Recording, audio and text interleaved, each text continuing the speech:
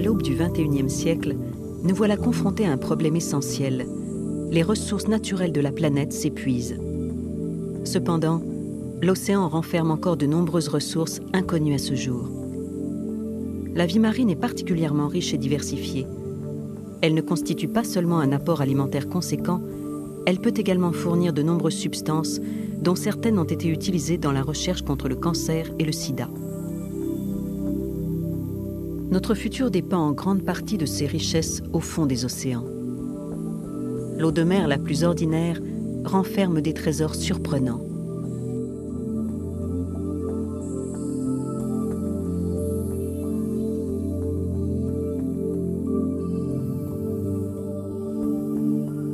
Allons y regarder d'un peu plus près.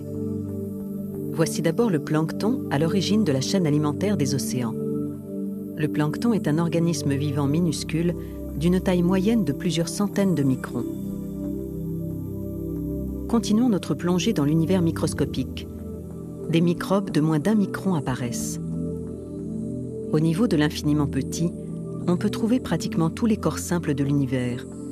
Et si l'on tient compte de toutes les mers et de tous les océans, leur quantité est considérable. Si l'humanité trouvait la technique pour extraire ces éléments de la mer, elle pourrait accroître de manière considérable ses ressources naturelles.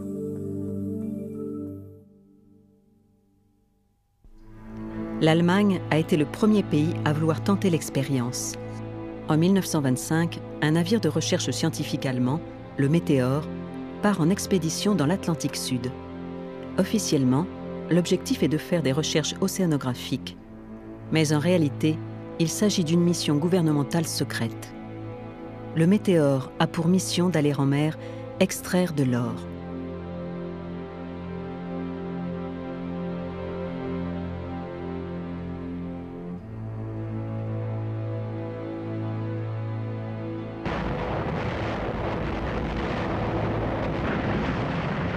« 10 millions de vies humaines ont disparu pendant la Première Guerre mondiale. L'Allemagne est vaincue après avoir sacrifié ses hommes et ses ressources. Les Alliés lui réclament 50 000 tonnes d'or en réparation. L'Allemagne, au sortir de la guerre, n'a pas les moyens de payer une telle somme.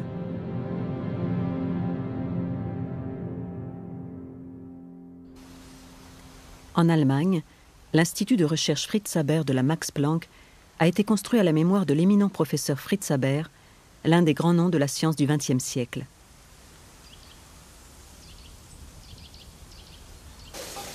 En son temps, le professeur Haber avait déjà réussi à isoler l'azote de l'atmosphère et à l'utiliser dans la fabrication d'explosifs. Alors, pourquoi ne pas réussir à extraire l'or qui se trouve dans l'eau de mer? Le gouvernement allemand fait donc appel au professeur pour ce projet.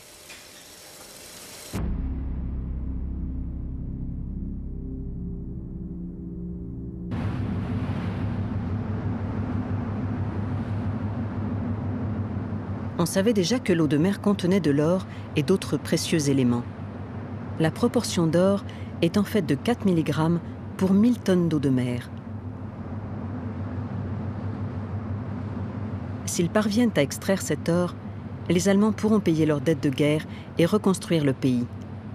La mission secrète dont dépend le sort de l'Allemagne va se poursuivre pendant 2 ans. Malheureusement, même avec le génie du professeur Haber, l'opération va échouer.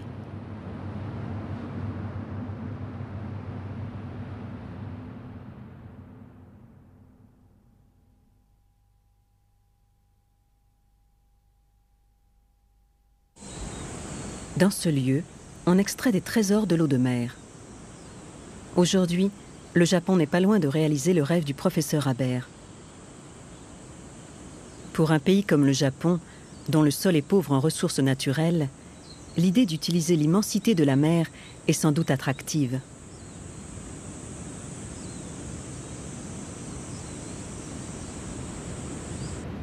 Voici le département des sciences et technologies industrielles du ministère du Commerce extérieur et de l'Industrie, basé à Shikoku, au sud du Japon.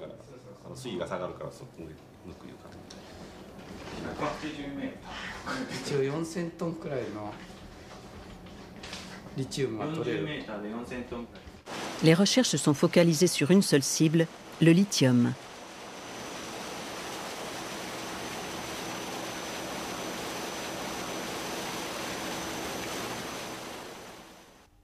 le lithium fait partie des éléments clés essentiels pour l'industrie de demain.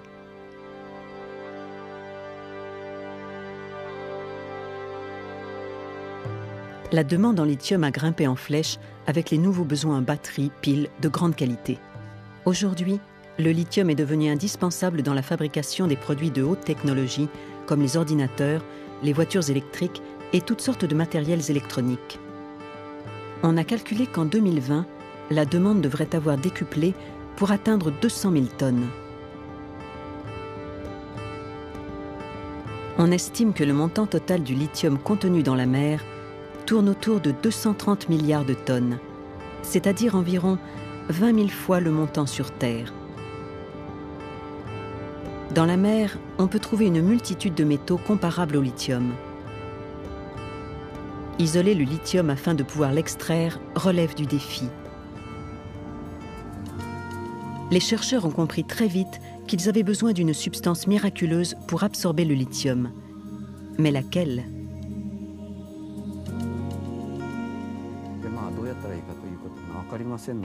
Nous ne savions pas comment nous y prendre. Donc nous avons commencé par tester toutes sortes d'absorbants. Tout ce qui nous tombait sous la main. Il n'était pas facile de tomber sur quelque chose de nouveau. Certains pensaient qu'il valait mieux abandonner l'idée.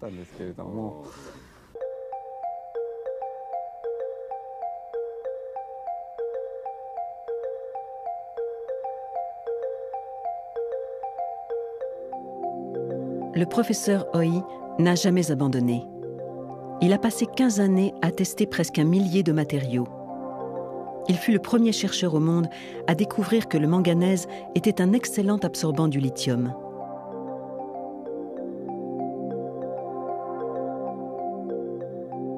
Voici cet absorbant. Avec 1 gramme, on peut extraire 20 mg de lithium de la mer. Essayons d'analyser de plus près ce qui se passe. À l'aide d'une technologie de pointe, l'absorbant est percé d'une multitude de trous de la taille exacte d'une molécule de lithium. On place ensuite cet absorbant dans l'eau de mer. Toutes les molécules autres que celles du lithium sont rejetées car elles ne correspondent pas à la bonne taille. Seules les molécules de lithium pénètrent l'absorbant.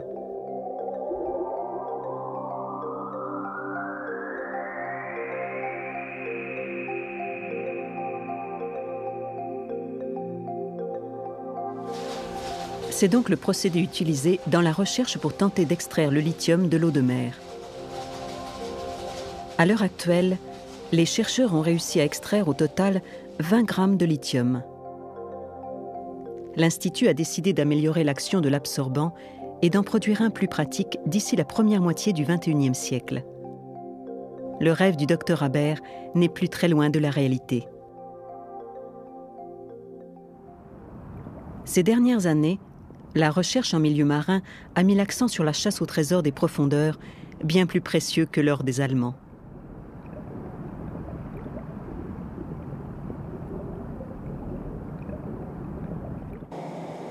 Le Hakurai Maru, bâtiment de recherche scientifique japonais, est une version moderne du météore allemand. Il recueille les minéraux déposés au fond de l'océan à l'aide de toute une technologie de pointe.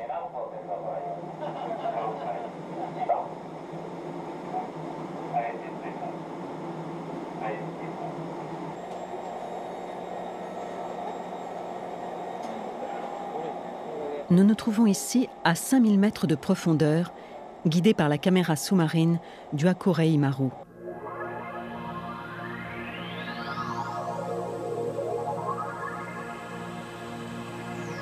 Nous pouvons voir ici et là de nombreux résidus en forme de pommes de terre. Ce sont des nodules de manganèse considérés de nos jours comme une ressource à prendre en compte pour l'avenir.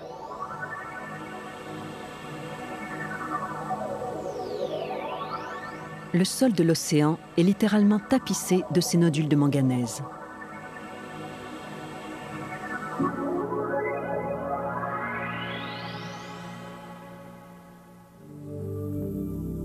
À l'endroit même où le Japon envisage de se développer, la ressource en nodules de manganèse est estimée en milliards de yens.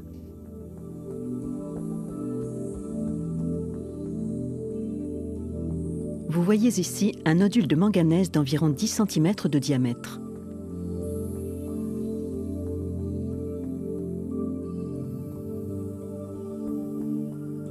Sur la coupe transversale, on se rend compte que le centre est fait d'une roche.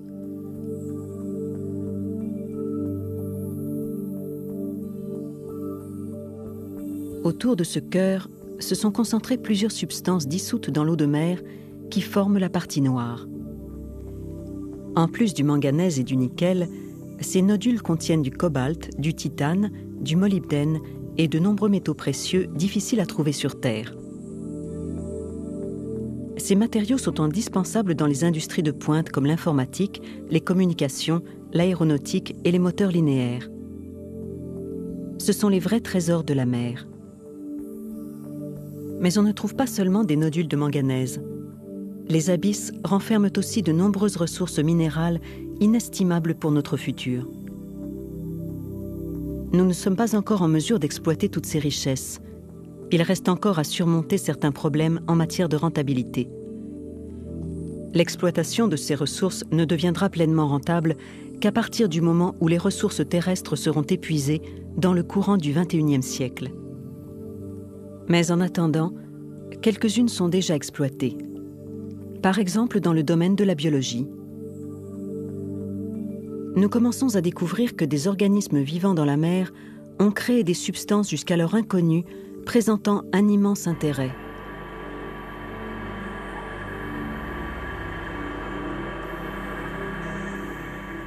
Nous sommes ici à 3000 mètres de profondeur. L'eau de mer qui sort de ces cheminées hydrothermales, comme un geyser, a été portée à 300 degrés Celsius par de la terre en fusion. Ces sources chaudes contiennent des matières toxiques, comme de l'hydrogène sulfuré.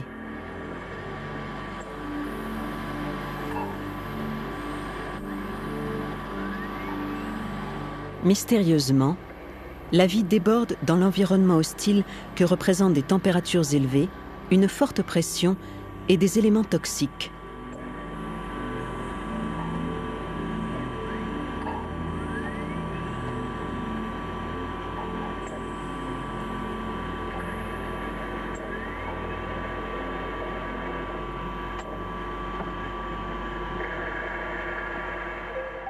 L'écosystème est maintenu en ces lieux par une variété de micro-organismes.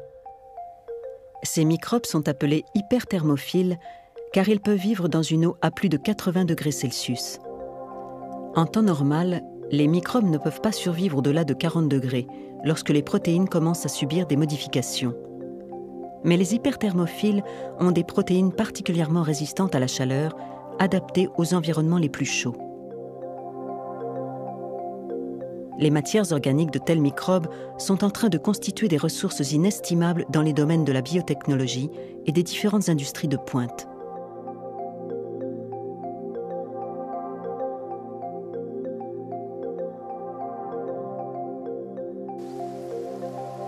L'université de Regensburg, au sud de l'Allemagne. C'est une des plus grandes unités de recherche mondiale.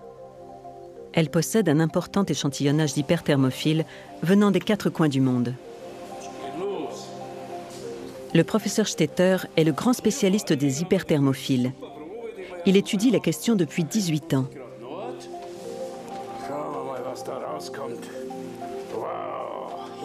Voici un spécimen provenant d'une cheminée hydrothermale du Pacifique, ramassé à une profondeur de 4000 mètres par le professeur Stetter au printemps 1998. Les hyperthermophiles meurent une fois exposés à l'air, aussi sont-ils soigneusement manipulés sous vide et préparés à la culture. Le laboratoire du professeur Stetter possède ainsi une collection d'une grande valeur. Beaucoup de spécimens correspondent à de nouvelles espèces d'hyperthermophiles.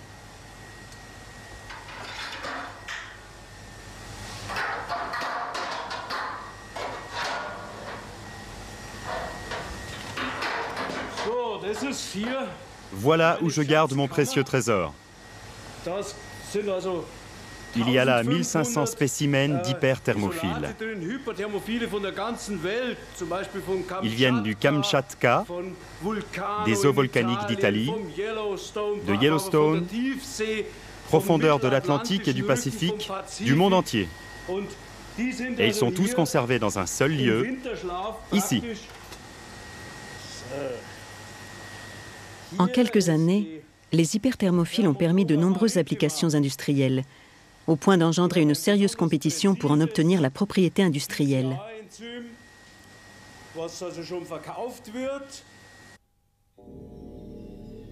Cette variété d'hyperthermophiles, qui émettent une luminescence lorsqu'il est exposé aux ultraviolets, produit du méthane. On commence à envisager son utilisation pour produire du combustible à partir des eaux usagées.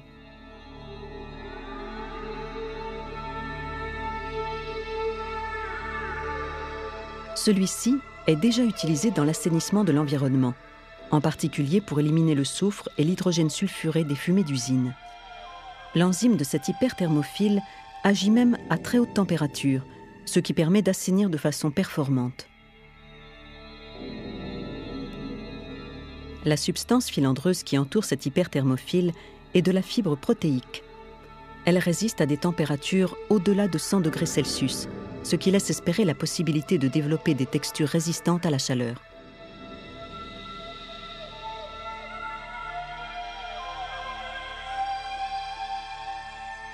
Les études sur les micro-organismes marins n'en sont qu'à leur début, et cependant, l'hyperthermophile à lui tout seul représente déjà un marché de plus d'1 milliard de dollars.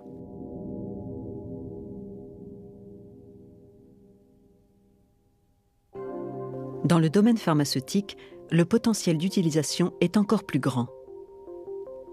Dans la fabrication des médicaments, les substances naturelles restent essentielles. Ces substances ne peuvent être reproduites en produits de synthèse, et leurs effets vont bien au-delà de ce que l'on peut imaginer. Sur Terre, les ressources naturelles exploitées dans la production pharmaceutique n'offrent plus de nouveautés. C'est pourquoi nous avons orienté nos espoirs sur les ressources inconnues des profondeurs marines.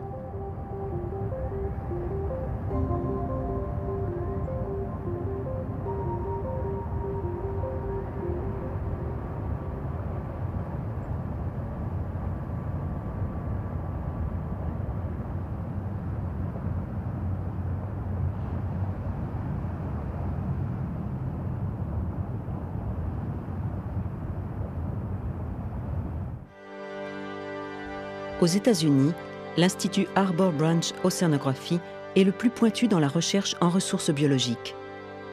Avec une surface de 2 millions de mètres carrés et un budget annuel de 4 milliards de yens, l'Institut peut mener des recherches de grande envergure.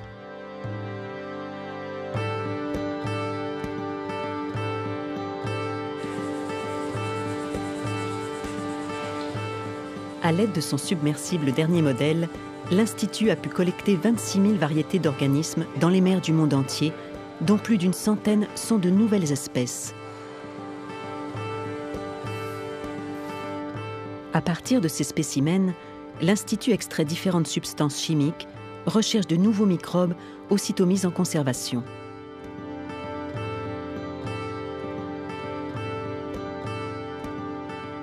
La seule collection de microbes marins se monte à 11 000 espèces.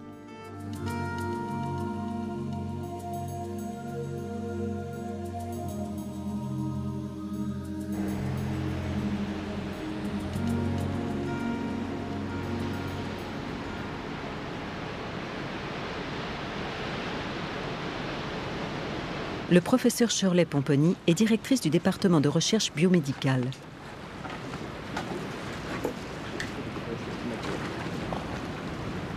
Chaque année, le professeur Pomponi passe environ 2 mois à effectuer des plongées dans les différentes eaux du globe à la recherche de nouveaux organismes.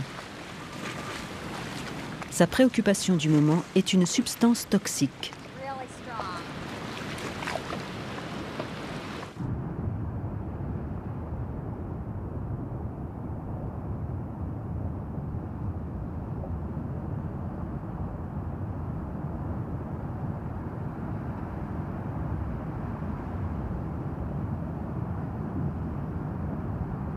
Les substances toxiques en milieu marin sont particulièrement précieuses en recherche pharmaceutique. Tous ces organismes doivent se défendre pour survivre dans ce milieu particulièrement hostile. Au lieu d'attaquer directement les prédateurs ou bien de se protéger, la plupart de ces organismes sont armés d'un poison mortel. Voici un cône Geographus, espèce de mollusque dont le poison est suffisamment puissant pour tuer un homme. Avec sa longue langue, il lance un dard empoisonné. Cette arme mortelle affecte les nerfs et paralyse le poisson instantanément.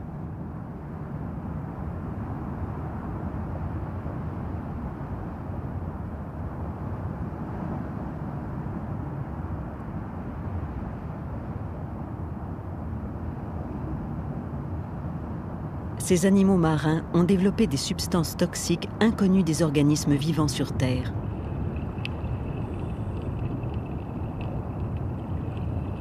Le docteur Pomponi s'intéresse maintenant à une éponge.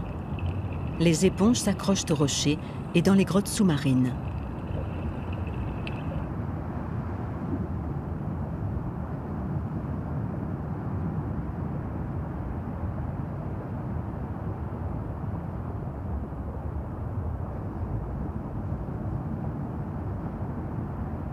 L'éponge fait partie des animaux les plus primitifs. On en recense environ 10 000 espèces. Elle s'acclimate partout, dans les eaux polaires comme dans les eaux tropicales, aux récifs de corail. L'éponge utilise également un poison mortel pour se protéger. C'est pourquoi peu d'organismes vivants tentent de la manger. Elle se sert d'une grande variété de poisons. On en a découvert à ce jour plus de 5000 sortes. Le professeur Pomponi est persuadé qu'une analyse approfondie des éponges permettra de découvrir une substance susceptible de guérir des maladies graves.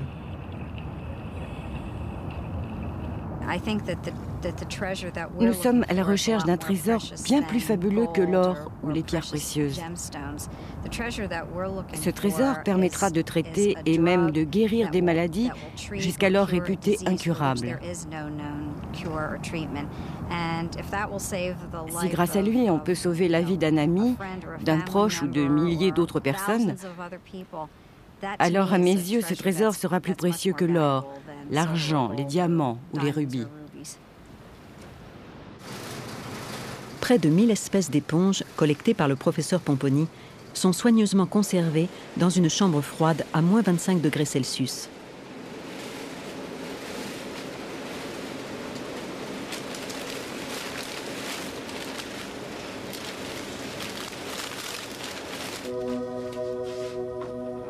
Le professeur Pomponi a d'abord cherché une substance susceptible de guérir le cancer. Elle découpe délicatement l'éponge.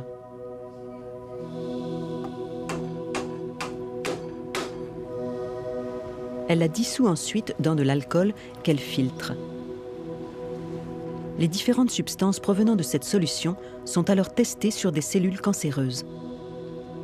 Après avoir répété de nombreuses fois cette opération, une substance réagissant sur les cellules cancéreuses a été découverte.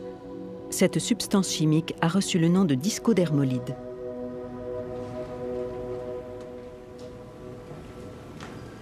Cette expérience sert à tester l'action du discodermolide à divers degrés de concentration sur les cellules cancéreuses humaines. Si les cellules cancéreuses survivent après 24 heures, la solution vire au violet. Si elles sont déjà mortes, la solution est transparente.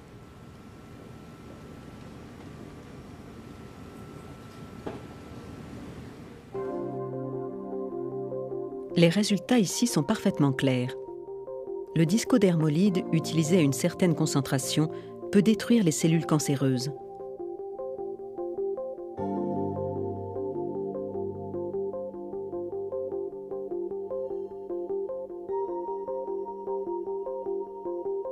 Une quarantaine de souris ont déjà servi avec succès de sujet d'expérience. Ces souris avaient des tumeurs cancéreuses qui ont été réduites de moitié. La prochaine étape reste l'expérimentation sur des sujets humains.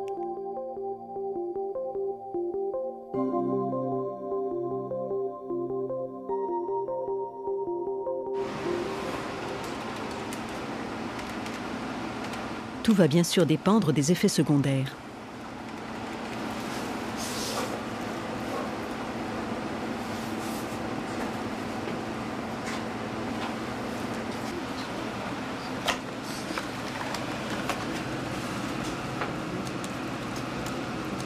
Certains médicaments contre le cancer existent déjà en laboratoire, mais présentent de graves effets secondaires, parce qu'ils agissent non seulement sur les cellules cancéreuses, mais aussi sur les cellules saines. Ils font souffrir les patients et les épuisent complètement. C'est pourquoi tous les espoirs se reportent sur les substances provenant du monde animal marin.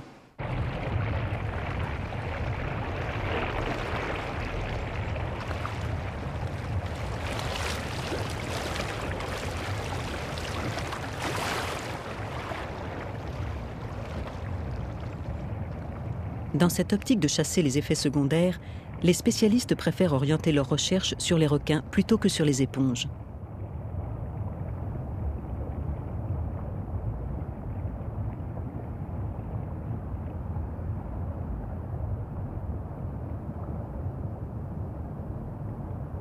L'eau de mer est supposée contenir 10 milliards de fois plus de bactéries nocives que l'air. Et il est vrai que les animaux marins attrapent beaucoup de maladies. Certains poissons sont même atteints du cancer, tout comme les hommes.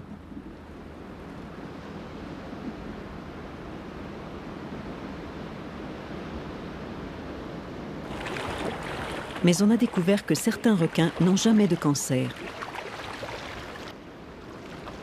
En Floride, le laboratoire Mott Marine garde en observation depuis 10 ans une centaine de requins dans un bassin rempli de substances cancérigènes. Ces substances ont été également mélangées à leur nourriture et leur ont même été injectées. Pas un seul organe de ces requins n'a présenté le moindre cancer.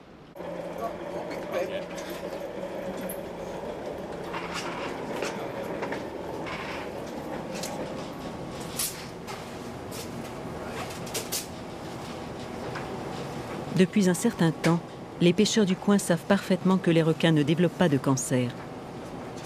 Pourquoi sont-ils immunisés ? Un immunologiste, le professeur Zasloff, a pris un requin dans son laboratoire pour l'étudier dans le moindre détail, des os jusqu'aux organes internes. Il a fini par découvrir une nouvelle substance provenant du foie. Elle s'est avérée avoir une grande faculté de stérilisation et une bonne efficacité contre le cancer. Cette substance est appelée squalamine. Elle possède de surprenantes tactiques pour combattre le cancer.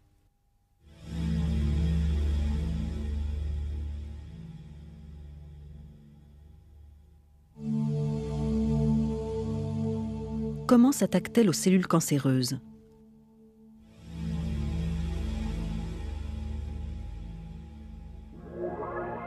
Voici une image au rayon X d'un malade atteint d'un cancer du rein. C'est le rein de droite qui a une tumeur. Comparé au rein de gauche en bonne santé, les vaisseaux sanguins conduisant au rein de droite sont nettement plus gros. En fait, les cellules cancéreuses ont besoin d'oxygène et de substances nutritives pour vivre et proliférer. Elles s'attaquent donc aux vaisseaux sanguins qui en contiennent.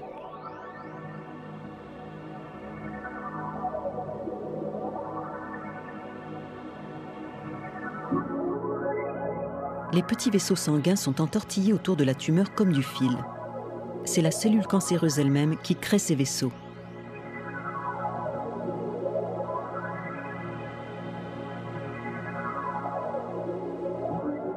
La cellule cancéreuse libère une hormone spécifique qui pousse les cellules saines à créer des vaisseaux sanguins en direction de la tumeur. Sous l'emprise de cette hormone, les vaisseaux sanguins en bonne santé exécutent les ordres et fabriquent de nouveaux vaisseaux. La cellule cancéreuse peut alors puiser l'oxygène et les substances nutritives nécessaires à sa croissance. Elle utilise également ces vaisseaux pour envoyer des métastases sur un autre organe.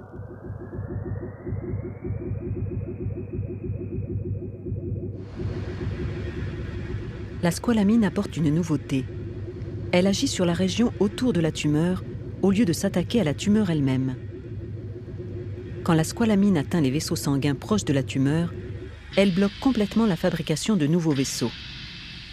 La cellule cancéreuse a beau envoyer des instructions, la fabrication s'arrête et elle ne peut plus se nourrir en oxygène et nutriments. La cellule cancéreuse commence alors à dépérir pour finir par mourir de faim. La squalamine agit donc sans porter atteinte aux cellules saines, elle se contente de susciter une famine dans les cellules cancéreuses.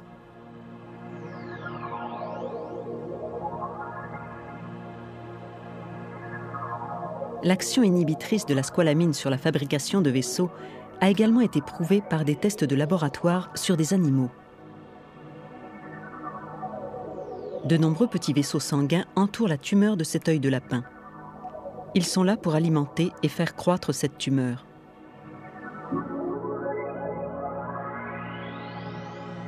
Sur un autre œil de lapin traité à la squalamine, on peut voir que la formation de ces vaisseaux a de toute évidence été bloquée. Il est clair également que la tumeur n'a pas grossi.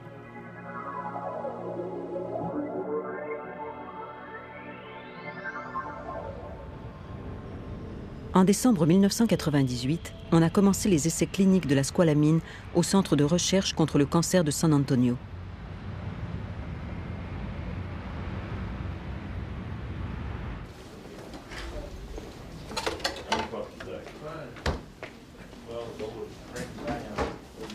Comme la squalamine n'affecte que les cellules cancéreuses, on espère pouvoir diminuer ainsi les effets secondaires. 26 patients atteints d'un cancer sont actuellement sous traitement. Récemment, de nouvelles substances possédant les mêmes effets que la squalamine ont été trouvées. Mais elle reste la seule à pouvoir être testée cliniquement. Il reste à connaître les effets secondaires.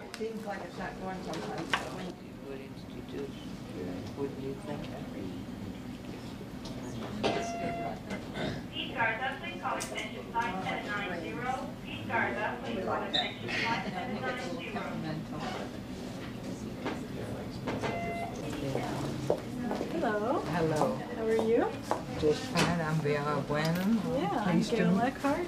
I'm pleased to meet you. It is difficult, It is. and that's why we've always trying to find. Before I change it, that starts. Cette malade souffre d'un cancer de l'utérus. Yeah, that's the only thing.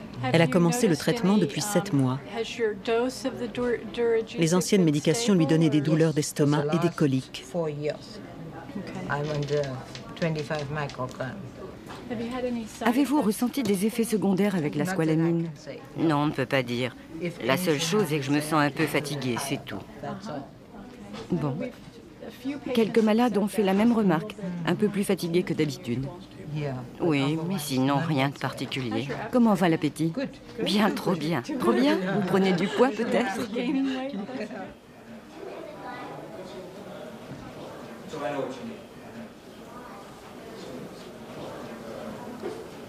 Jusque-là, aucun effet grave n'a pu être observé. L'expérience clinique va donc pouvoir entrer dans une nouvelle phase d'investigation.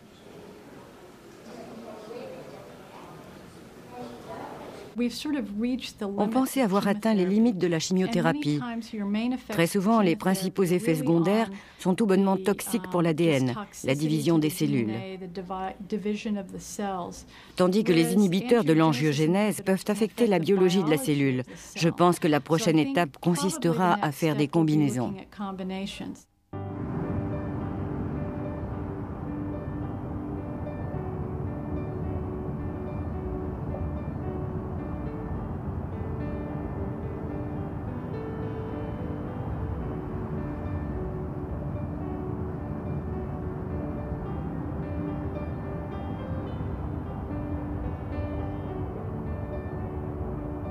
La recherche de nouvelles substances en milieu marin commence donc à porter ses fruits dans le domaine pharmaceutique.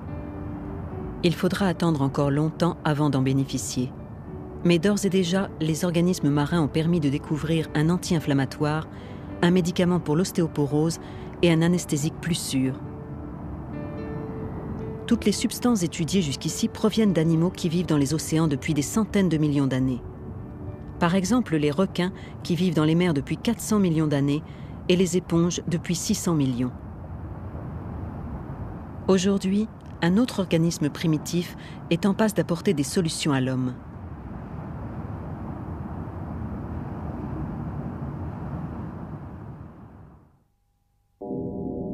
À la fin de ce XXe siècle, l'humanité est menacée par l'émergence de nouveaux virus.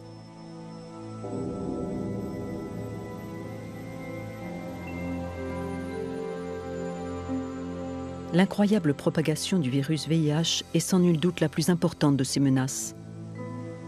On estime que le nombre de malades séropositifs pourrait être de 50 millions d'ici la fin du siècle.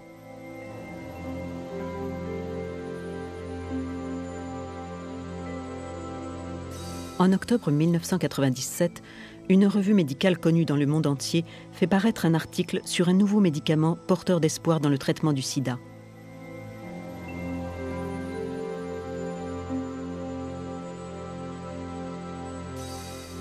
Ce médicament porte le nom de T22. Le T22 provient d'un animal marin primitif.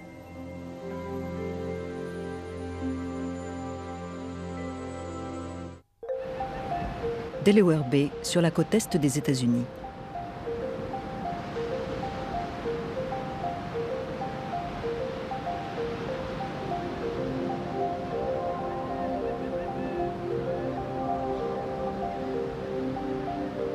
Cette colonie de limules vient juste de terminer sa reproduction.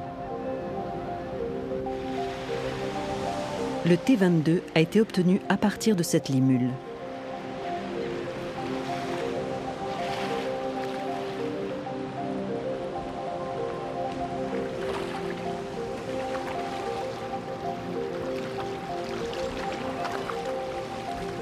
La limule vit dans des eaux peu profondes et dans des régions à forte marée. On l'appelle souvent le fossile vivant. Descendant du trilobite apparu au Paléozoïque, la limule a traversé près de 200 millions d'années sans pratiquement changer de forme.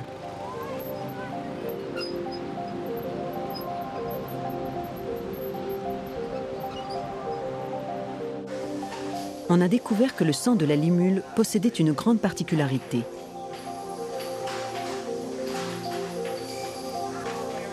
Dans cette compagnie pharmaceutique, 1500 limules sont apportées chaque jour.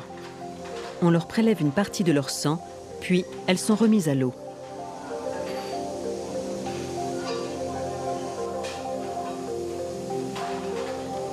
C'est à partir de ce sang bleu que l'on produit un médicament pour tester les toxines.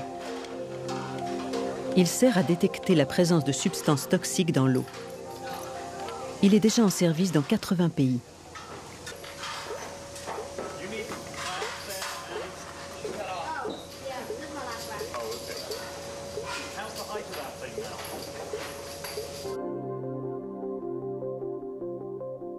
Ce sang contient un stérilisant très puissant. Ce stérilisant composé porte le nom de tachyplésin. Il est 10 fois plus efficace que les antibiotiques ordinaires pour éliminer les bactéries. Vous voyez ici la structure moléculaire du tachyplésin.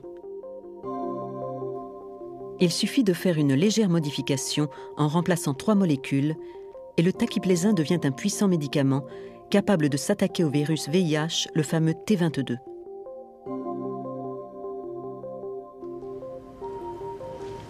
Pour le moment, les tentatives de trouver un vaccin contre le virus n'ont pas progressé.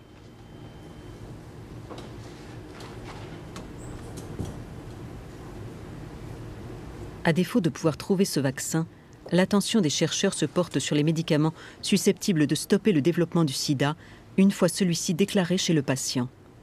Dans cette optique, le T22 semble très prometteur.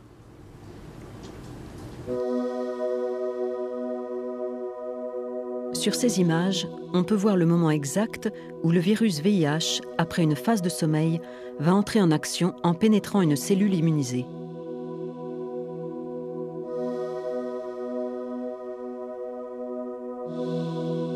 Si le T22 est incapable de tuer le virus, il peut cependant empêcher sa prolifération dans les cellules saines, protégeant ainsi le système immunitaire et empêchant le développement du sida.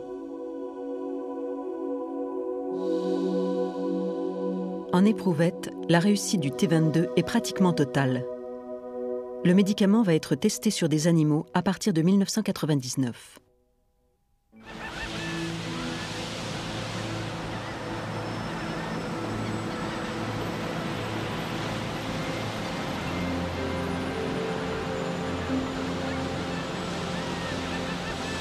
La vie a fait son apparition dans les océans il y a 4 milliards d'années. Durant cette période infiniment longue, l'océan nourrit une multitude d'organismes vivants. Ces créatures portent en elles les secrets de la survie de l'espèce humaine.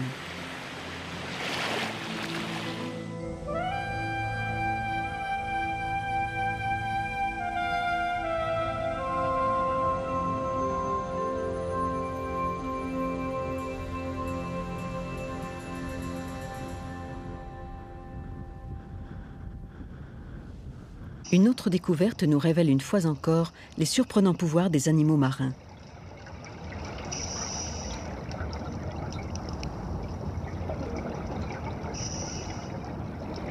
Nous voici dans les eaux calmes de la Méditerranée, le long des côtes de la péninsule salentine au sud de l'Italie.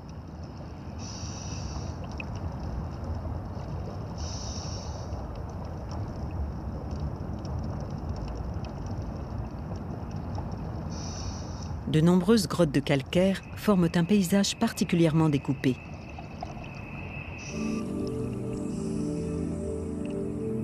L'organisme marin que nous cherchons vit paisiblement à l'intérieur de l'une de ces petites grottes.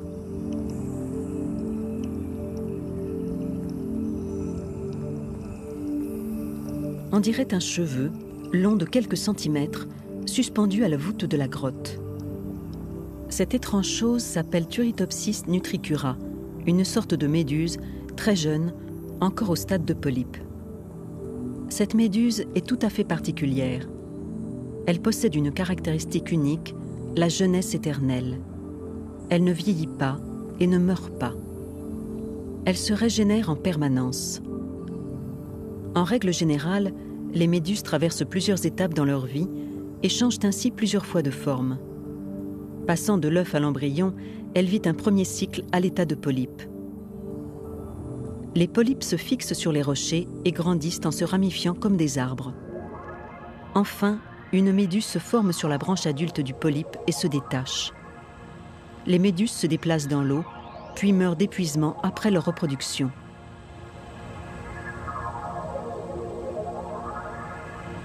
Le Turritopsis nutricura ne meurt pas, même lorsqu'il est épuisé. Il se régénère en revenant à l'état de polype.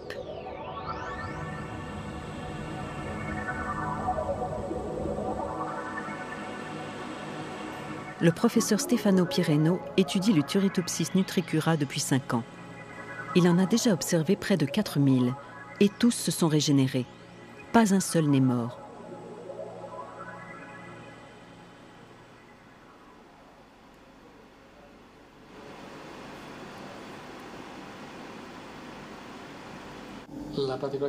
C'est un organisme tout particulier qui a le pouvoir de renverser sa vie.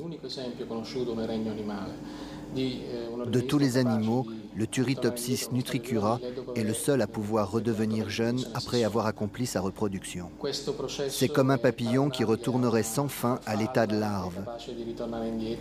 C'est tout bonnement incroyable.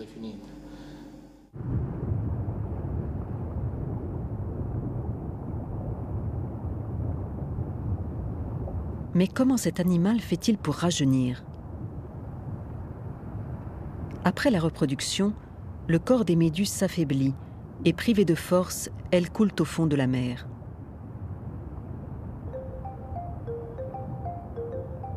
À ce moment précis, une étrange transformation intervient au niveau des cellules. Des groupes de cellules possédant chacun une fonction spécifique, comme les muscles pour se déplacer ou l'estomac pour digérer, commencent à se transformer.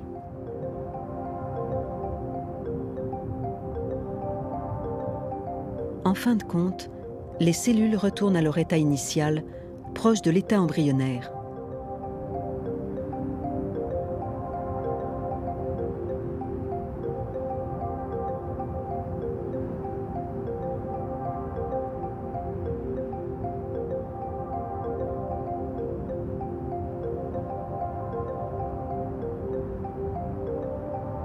Puis elles se redéveloppent sous forme de polypes et recommencent une nouvelle vie. Le sloton qui sert de racine pour s'agripper à un rocher commence à pousser.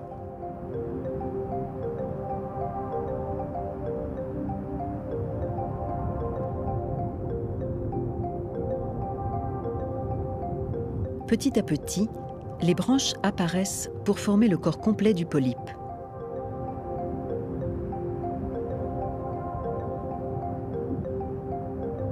On peut donc assister à cette scène surnaturelle d'un organisme qui défie le temps et la mort et redevient jeune. Nous ne connaissons pas encore les raisons pour lesquelles cet animal possède cette extraordinaire faculté. Mais nous en avons déduit que les cellules des organismes vivants avaient la capacité de rajeunir en lisant les instructions renfermées dans les gènes.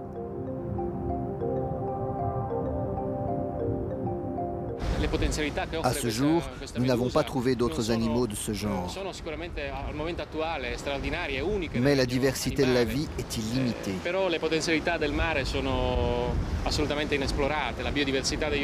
Nous ne savons rien des secrets enfouis dans l'océan. Les biologistes n'ont pu étudier qu'un nombre limité de formes de vie.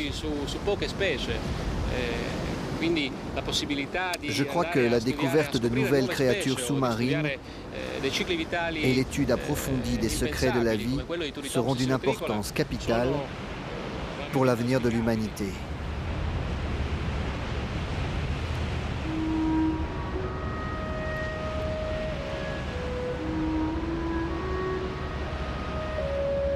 Aujourd'hui, l'immensité de l'océan s'offre à nous avec son abondance de ressources naturelles. Mais la pollution et les pêches trop intensives de l'homme mettent les organismes marins en grand danger, faisant disparaître certaines espèces.